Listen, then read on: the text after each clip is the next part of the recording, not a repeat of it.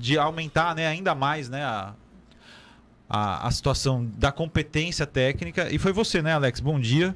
Como é que você achou o Vojvoda? Bom dia, Graziane. Bom dia a todos aqui no estúdio. É um prazer estar aqui com vocês. Eu sou um espectador do programa de vocês, sempre estou escutando, né? Valeu a gente está sempre em trânsito também. O rádio ele é anacrônico, né? Ele está o tempo todo na nossa vida. Verdade. E aí eu escuto muito o programa de vocês, é um prazer para mim estar aqui. Assim, existe sempre, né, essa pergunta, porque ela é inevitável, né? Sempre que me perguntam sobre a situação do Vojvoda, eu gosto sempre de começar ressaltando, né, da felicidade que o nosso presidente, que para mim é o melhor gestor desportivo do Brasil, ele tem quando ele propõe e pede para que a gente trabalhe em cima de um perfil de treinador, né? Então a gente sabia exatamente qual era o perfil de treinador que a gente queria para Fortaleza naquele momento. Ele descreveu algumas características desse perfil dentro do DNA Rogério Ceni. Isso daí é também importante citar, que o Marcelo toma como referência das características o DNA ofensivo do Rogério. E aí a gente parte para uma tentativa de contratação do Diniz que infelizmente não foi concretizada. E logo em seguida eu sugiro o nome do Vojvoda como um nome no cenário sul-americano que vinha despontando com essas características de ofensividade, de posse de bola, de coragem para jogar, e que ele vinha demonstrando em equipes de baixo orçamento que conseguiria levar essas equipes a Libertadores, como ele fez com o Tadjeres, como ele fez com o La Calera, na Sul-Americana, como ele fez com o Defensa e Justiça, né? Então, Defensa e Justiça é esse que não é só um clube que o Vojvoda passou, mas também Lucero, Brites e Pochettino também passaram. E pode ter um encontro aí, né? Fortaleza e, né, Thiago Minhoca? É o final, né? Pode ter um encontro Fortaleza e Defensa e Justiça. Mas falando um pouquinho mais, daqui a pouco o Lucas, o Thiago e o Minhoca também perguntam. Essa pergunta, é claro, muita gente faz, mas a audiência é rotativa, né? Tem gente que pode não saber como é que foi isso. Alex, como é que você vê agora o momento do Fortaleza, depois de tudo isso que o time passou aí, o Fortaleza, instituição, que você também é um cara que trabalha muito nessa ótica da instituição, da representatividade, do Fortaleza ganhando espaço aí na Sul-Americana. Como é que você vê hoje o momento do Fortaleza nacional e internacionalmente? Eu vejo assim com muita serenidade, Graziane, de que é um processo de consolidação, né? A gente está disputando novamente uma competição internacional em 2023, já havíamos disputado em 2022, já havíamos disputado em 2020, né? E o Fortaleza vai tirando suas experiências e vai crescendo passo a passo dentro dessa repetição. Eu costumo até brincar lá no clube, Graziane, que eu vejo como um concurso público. O cara vai fazer o primeiro concurso público, tem medo até da fila que se for.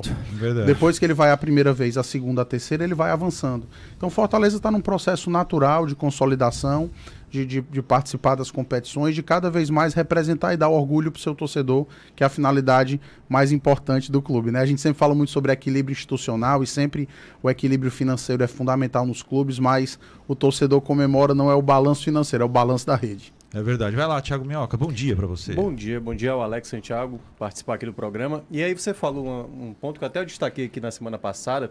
Após a classificação em cima do América Mineiro, uma das suas falas após a classificação era já pensar no Fluminense, né? E isso é uma coisa que a gente percebe muito no Fortaleza, de não se deslumbrar muitas vezes. Assim, o fato de estar no semifinal, algo histórico na história do Nordeste, na semifinal de Sul-Americana, mas ao mesmo tempo entender também que, claro, a gente não sabe se o Fortaleza será campeão, e o Fortaleza obviamente está trabalhando para isso, mas sempre manter o foco também de não perder o objetivo da própria Série A. Como é que é feito esse trabalho para fazer com que os jogadores também não tenham essa coisa do deslumbramento, claro, de achar que já bateu no teto e tal, de tentar alcançar algo a mais sem perder, obviamente, o objetivo na própria Série A? Thiago, eu acho assim que muito do conceito do que se vive no dia a dia do clube, para os atletas, para os funcionários do clube, vem muito de cima para baixo, né? E o Marcelo, ele é muito tranquilo nesse sentido de que as coisas se conquistam passo a passo, né?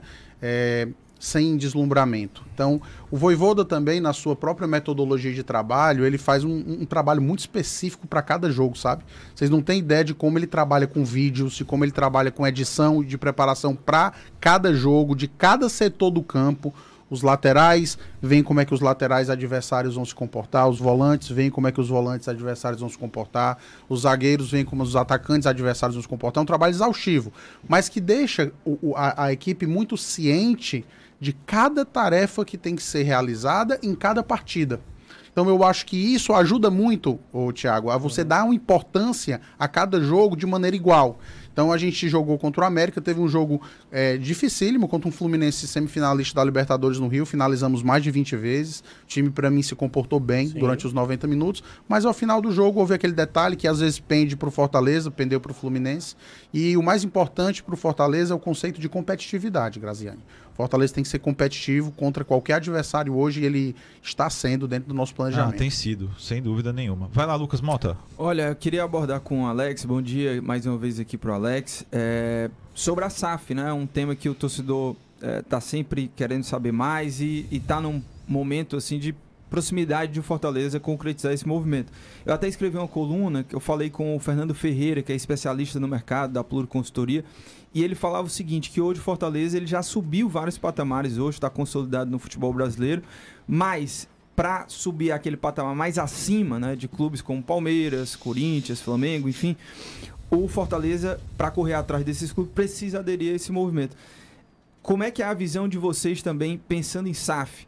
Vocês acreditam que numa transformação como essa, vocês de fato podem chegar a esse patamar hoje do futebol brasileiro, Alex? Lucas, muito boa a sua pergunta, até porque o Fortaleza sempre se caracterizou por comunicar muito bem com o seu torcedor. Primeira coisa que eu queria falar sobre esse tema, é um tema que foi amadurecido e estudado internamente durante muito tempo. O presidente Marcelo e o vice-presidente Geraldo Luciano, que é uma referência nessa área empresarial, de abertura de capitais. O Geraldo conduziu muito próximo todo esse processo junto com o Marcelo. O Marcelo, como é da sua característica, democratizou o debate, levou às plenárias, houve 3 plenárias durante uma semana para poder oportunizar a conselheiros, depois a sócios torcedores e, por fim, a imprensa geral e ao torcedor comum também, que é patrimônio, Fortaleza é patrimônio desse torcedor, poder participar desse debate. E assim, Lucas, o Fortaleza tem uma ideia muito clara sobre SAF, né? O Fortaleza tem uma ideia, como o Marcelo sempre defende, de agora nesse momento, uma mera conversão dentro da estrutura de SAF, sem nenhum tipo de venda. Essa conversão, por óbvio, vai ser uma decisão do torcedor do Fortaleza na Assembleia Geral, né? Não cabe a ninguém decidir que não, o seu torcedor, e é disso que a gente tanto se orgulha da democracia no Fortaleza. E, posteriormente, se houver algum tipo de negociação de percentual dessa ação, será a negociação de percentuais minoritários, né, como o Marcelo já deixou bem claro, e sempre voltando para a decisão do torcedor. Então, nós vamos invocar o sócio-torcedor, a Assembleia Geral de Sócios, quantas vezes sejam necessárias para que eles estejam à frente desse caminho. Fortaleza se mira num modelo de SAF, principalmente do Dubai, de Munique, onde ele vende participações minoritárias para que a gestão do clube siga sob mando da associação. Mas o Fortaleza ele tem uma coisa muito importante dizer isso para o torcedor. A SAF ela é uma realidade que aos poucos os clubes estão se adaptando no Brasil, sob pena de deixarem de ser competitivos. O grande lance não é se transformar em SAF. O grande lance é como se vai gerir essa SAF, né? Eu acho particularmente que o Fortaleza tem o melhor executivo desportivo do Brasil, que é o Marcelo, né? A gente tenta lá ajudar como possível, mas o Marcelo ele é o grande líder de todo esse projeto. Acho que a ideia de SAF depende muito de como se vai conduzir. Nós temos um presidente torcedor à frente do clube que vem numa trajetória ano após ano de grande sucesso. E o torcedor do Fortaleza seguindo, mesmo nessa conversão, com o controle sobre os aspectos de venda ou não das ações minoritárias do clube. SAF não é fim, SAF é um meio.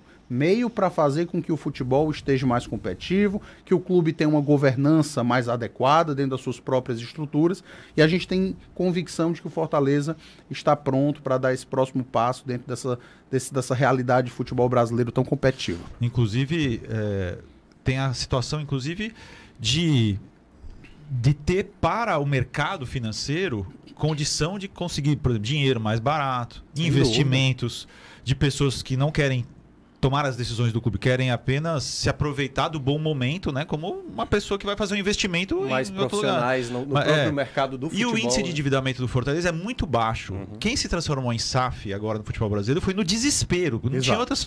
E o Fortaleza é o contrário do desespero. Total.